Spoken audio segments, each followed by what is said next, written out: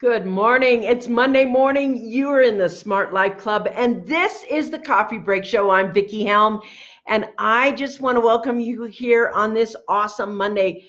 You know, Mondays are a very special day for me because when you're living the life you want to live, every day is so exciting. It's so fulfilling. It's so everything about your week is thrilling. And this morning, when I was spending a little self-reflection and meditation and kind of prayer time with myself, good morning, everyone. Glad to see you coming on. Happy Monday. This morning, when I was reflecting, I came across something that was so profound for me, and I want to share it with you today because I think a lot more people do it than we realize. I think that there's a lot of people who may share the same thing that I do, and I want to just go over it with you today. Good morning, everybody. So glad you're on.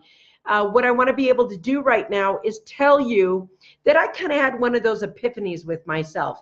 And what I found out was I am kind of a perfectionist, and I pride myself on my ability to work well and deliver excellence. Full stop, just excellence in whatever I do. And so my excellence, I want it to grow over time. I want my books to be the best. I want my talks to be the best. I want everything about what I do to be the best.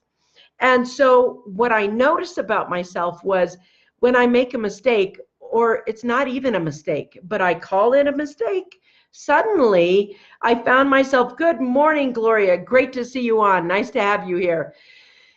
When I saw that I made a mistake, all of a sudden I had this niggling in my brain, like I let somebody down. And the person that I thought I let down, I love very much. And I really, really love working with them. I just absolutely adore them. And what I found myself doing was quietly niggling in my mind and wondering, how bad was it? Or did it make it a screw up? Are they really mad at me and being polite? Are they not telling me how they really feel? And I like had this little story going on in my mind. And I was thinking, now what is that? Good morning, Lori. Good morning, Gloria. Good morning, Smart. Good morning, Karen. Good morning, everybody who's jumping on. Glad to see you aboard. Thank you for being with me today. We're talking about the epiphany that I had this weekend, and I really want to talk about it because when you have an epiphany of something that you think, I pride myself on thinking that I'm delivering excellence all the time. And every time that I get up to bat and I deliver something, I do my best work, full stop, just full stop. And when I make a mistake, or at least that's what I call it, when I make a mistake or something didn't come out right for someone else, I realize I had this tendency to kind of beat myself up a little bit. Like, what could have I done? Or what could I do this? And what could I do that? And what I could do, blah, blah, blah, blah, blah. And then finally I got to realizing, why am I saying that to myself? Why am I doing that to myself?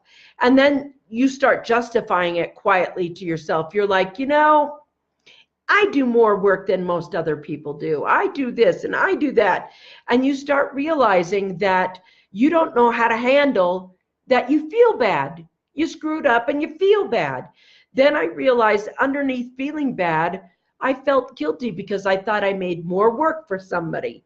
And then underneath that feeling guilty because I thought I made more work for somebody is the feeling of I don't want to be a burden. And when you make more work for somebody else, you could be a burden. You start telling yourself all these things that aren't real. They're not true. They're completely, they have nothing to do with you. And what happened was, what I noticed was, the thing that was absolutely enlightening is that I realized all my attention, all my focus, everything was on my mistake. I lost all my creativity. And the mistake was so minor. The mistake was so little and it was so pathetically small. All I could see was, oh my gosh, I made a mistake. And so I had an unusual weekend. And the reason I'm telling you this is because My mother got hit by a car this weekend. Not her car got hit by a car. She got hit by a car. And I don't know if you've ever had a, relative, a son, a daughter, a mom, or somebody get hit by a car. A car accident is scary enough. When a car hits a body, it's scary enough. And I could feel my heart go up into my throat. For that moment, you're like, what? And you're shocked right awake. You're shocked, so awake, your mom got hit by a car. That's what's being told to you. And suddenly, you get everything in perspective. You're no longer concerned about the mistake you made. You're no longer concerned about, what could go wrong. You're not concerned about your bills. You're not concerned about anything. The entire time that thought came in, there's only one thought that was there. Are they alive?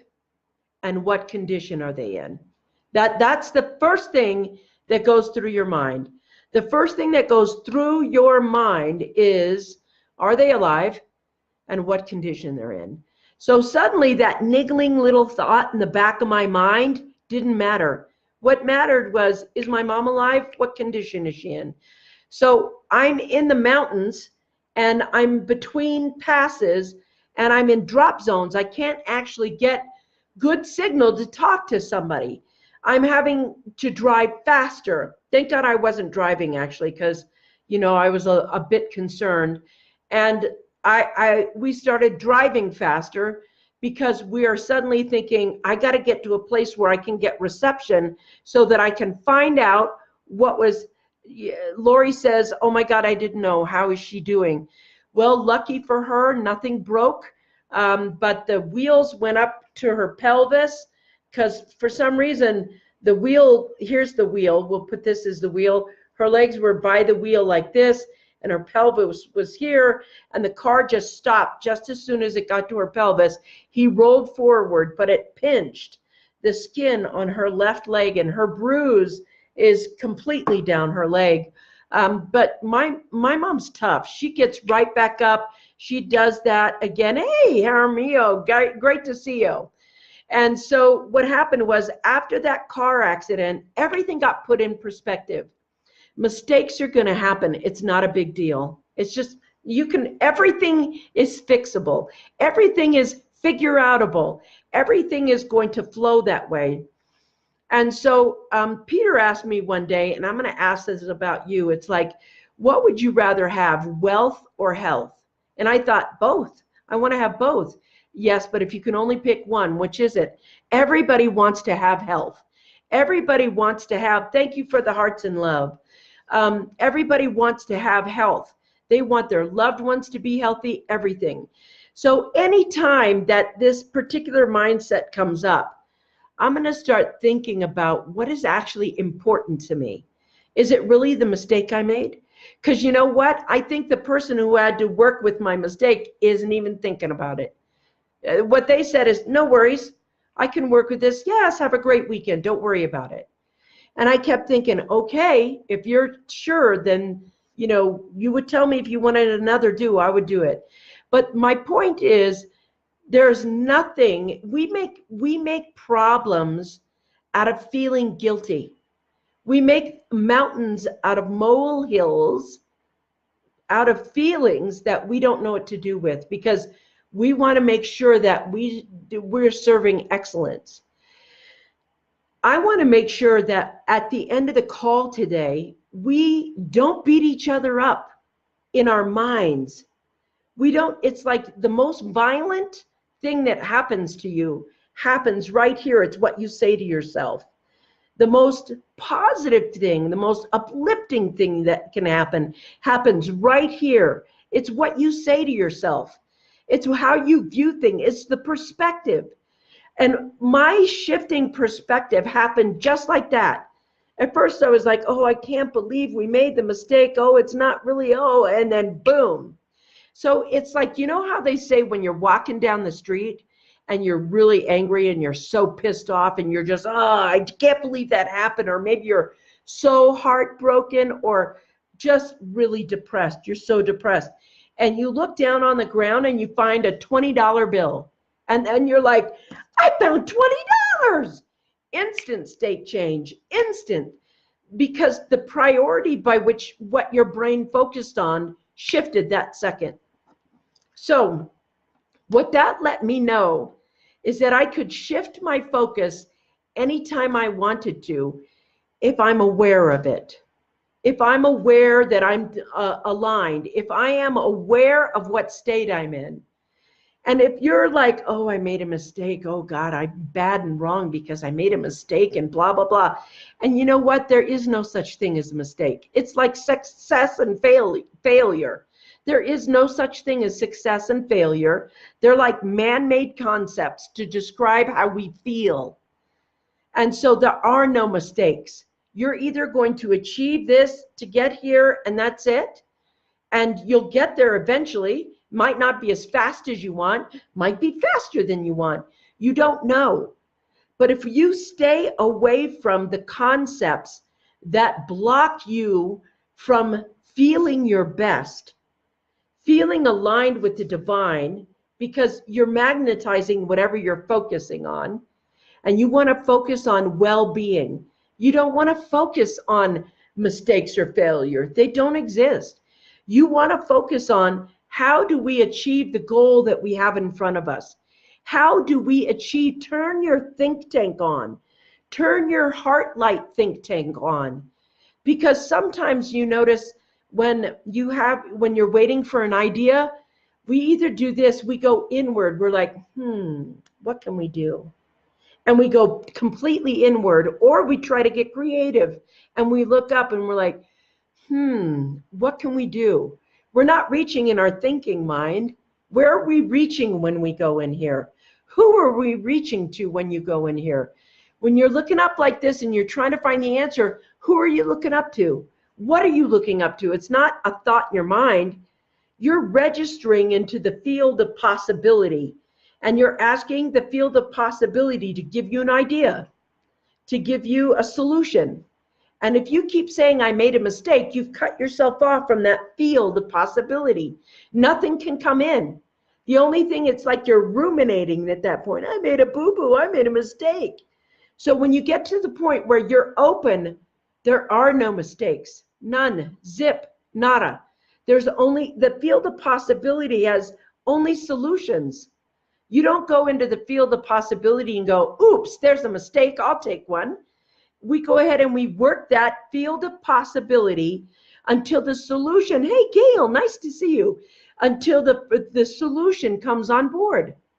When you get that field of possibility and you really tune into it, it'll tell you who to talk to. It'll tell you how to close the deal. It'll tell you everything you need to know. Sometimes we're so busy trying to solve things with our mind that we don't realize we can solve things with our heart. We don't realize the access that we have to the field of possibilities and being able to say, who do I talk to next?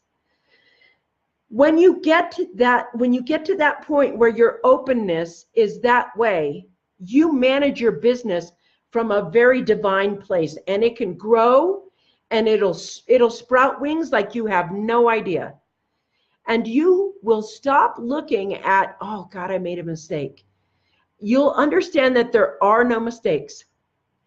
And so what happens is, open yourself just a little on this week and say, what are the possibilities that I can create? And name what you want to create. Do you want to get 3 more new clients? Do you want to close 2 contracts, 3 contracts? Do you want to get a new business partner with you so that you're growing? Well, how is it? What is it that you want? Now, don't ask your mind. Do what's natural when things get crazy. Yeah, Gail says, get ready to fly. That's right. So what happens is, when you get to that point in your life, in your person, and you sit there, let it happen. Ask yourself, what am I going to do to get those new contracts? What can we do? If it's creative, let your body go, how are we going to do that? What can I provide? What service is really there? Who can I contact? Let let the solutions that are already in you out. Stop judging. When you judge, you cut your access. You cut every access to every great thing about you. And everybody has greatness in them. They have the ability to receive information from other places than their brain. They have the ability to feel their way through a problem and ask for help. Whether it's from a person, whether it's from the divine, whatever it is, ask for help. Show me how to do this. Show me where my next client is. Show me, what if there's something that's so powerful that is in you that wants you to succeed? And instead of actively saying, well, my mind said this, my mind said this, what if you said, how do I? What's another way to? How can I talk to this person? How do I build relationships with these people? How can we gather and get the solution that matters most to us? When we ask in that way, that means the second step has to happen. You have to pay attention, because sometimes the person will show up, and if you aren't paying attention, you won't realize, oh, that's my new contract, or oh, that's my new partner, or oh. So you want to look for answers. Stop looking at mistakes. Look at answers. Look at solutions. Take your attention and focus it on what you want, because whatever you focus on is going to grow. Your solutions are going to grow. Everything about what you want to forwardly look at, you have to get really clear. You have to stop yourself. Be willing to smash your ego right then.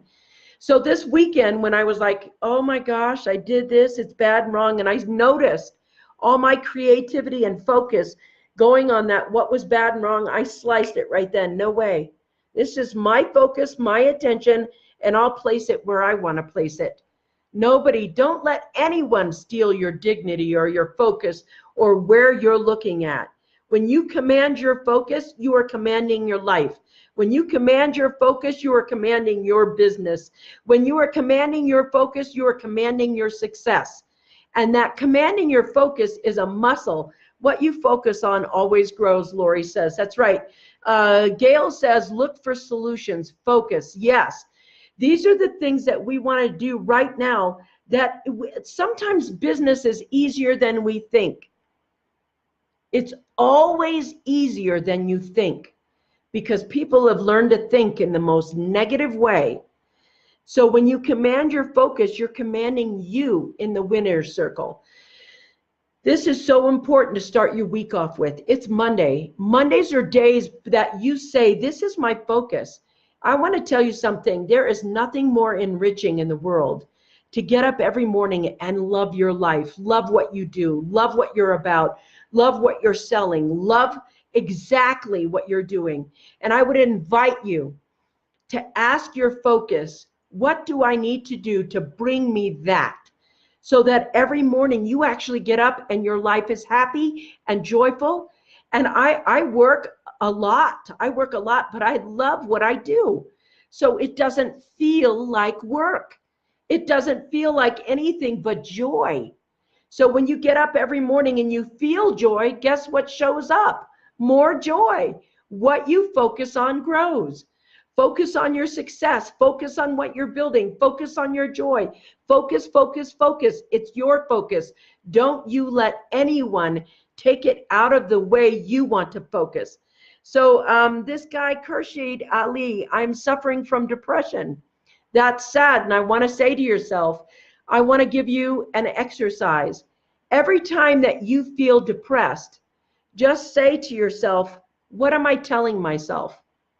It's like, if you feel angry, if you feel happy, if you feel whatever you feel, what are you telling yourself that you're feeling happy about? And your focus on your depression, let's work a little bit. I think you should see a doctor if it's really bad, and then focus on something. Force yourself. Don't force yourself in the beginning to focus on something other than your depression. The way I've done it in the past is I've gotten up and danced. Like I have a list of my absolute favorite songs that make me so happy. And every time I would focus on, oh my God, it's wrong, it's terrible, it's, oh God.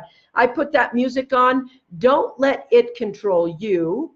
Somewhere along the way, you got to fight for yourself. You got to fight in a way that you've never fought before. But kindly, not fight for yourself in some discipline. You got to win. You got to be gentle with yourself. When I listen to music and I dance, if I'm angry or frustrated, boom, my mood changes. And what I do is I can see clearly now, my song. Yes, I love that one. Thank you, Gail. And so what happens is once you find that you put in place, I wake up with negativity. You wake up with negativity because that might be a habit. So when you wake up with negativity, I would have a list of something behind you that has a set of statements that you say, okay, right now I'm feeling negative. So I'm going to write on here, and then pick that paper up this morning and read it. And read something that says, I am, and make the statements over again, because you're saying, I am suffering from depression, and thus it is. I am is the most powerful statement you can say. So if you start saying, I am becoming happy, I am becoming healthier, I am becoming wealthier, I am do something that counteracts the thing that you are saying, I am suffering from depression, I am suffering from negativity. You are creating your world with every statement you make. I'm not a doctor, and I definitely don't know your case or your feeling of negativity or your sadness, but whatever it is, you have a moment where you can turn that around right now. You can say what you focus on grows. Well, if you're focusing on depression, it's growing. And if you're focusing on negativity, it's growing. And you have to stop yourself. You are not what you think. You are not one part of you is what you think. You can create heaven or hell based on what you think, because what you think creates. It's not who you are, but it is the focus of creation. And so if you say you're smart, you are whatever you say you are. You become whatever you say you become. And there's a point where you have to start saying, what do I want to become? What do I want to become? And if you're sad inside and you're saying, I am sad, wow, your brain complies. It goes, yep, you're sad. It makes sad chemicals for you, stirs it, and you drink it. So if you say, I am sad, I am depressed, I'm unhappy, I feel negative, you've had 4 shots of negativity. You've drank them all down, just like one at a time. I have 4 shots of negativity. You are compromised. You are drunk on negative chemicals. And you need to go ahead and do something. Here's the thing. Your thoughts will they're going to do 2 things. They're either going to empower you or impair you. That's it. They'll either empower you or impair you. And if you're right now, hey, free, mwah, if right now you are drinking negative chemicals and you don't stop yourself, then no wonder why you feel like crap. Look at what you're telling yourself. You're telling yourself negative things, and that's so painful to do. You want to give yourself empowering thoughts until, if you don't believe your empowering thoughts at first, fine. Then don't say, I am healthy, I am wealthy. Say, I'm becoming healthy, I'm becoming wealthy. Tell your brain what you want it to do. Thank you, thank you. Tell your brain what you want it to do. If you want to get rid of negativity, you have to first get rid of it here. You have to give it a counteraction so that your thoughts and what you're saying to yourself match where you want to be, not where you are. No matter what, you can transform anything with your mind. And the question is, are you willing to exercise your mind until you have command of it? Because we've let that capability atrophy over the years. And when we do let that atrophy over the years, we become impaired. So there's only two things your thoughts are going to do. They're going to empower you to take an action, or they're going to impair you. And those choices are up to you. That choice of whether you're going to empower your future or impair your future means that you have to command what it is you're saying to yourself. And so when you command your focus, you can tap into the field of possibility. You can tap into your heart and say, is this feeling true or real? Or is it something I'm saying to myself? And if I could say something to myself, what would it be that would be healthier or kinder or loving? We only have to be a little more loving before the rest of us feels love.